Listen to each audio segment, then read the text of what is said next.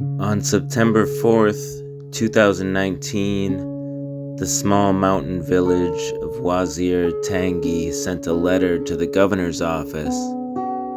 The letter said, essentially, that it was time to harvest pine nuts. To do this, they would need to hire around 200 men and boys who would camp out on the village outskirts at night and work on the harvest during the day. The harvest happens every year.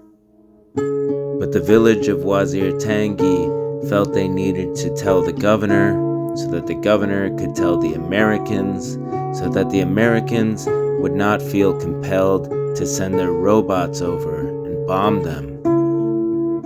And 14 days later, the Americans sent their robots over and bombed them. They had been out working hard on the harvest all day. Night had fallen, and they were clustered around bonfires. Some of them were sleeping in tents. The mountain air was clean and cool. It was very quiet, except for the sounds of wind and men talking and fires crackling. The drones fly very high now. You usually cannot hear them. Probably an MQ-9 Reaper, equipped with Hellfire missiles and 500-pound laser-guided bombs. Probably piloted by an airman from a computer chair in New Mexico or Nevada.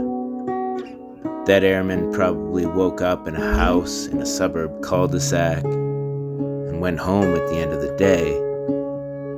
He most likely saw clusters of men around a fire painted in infrared on his monitor, and someone told him to kill the people on his screen. Then he killed the people on his screen.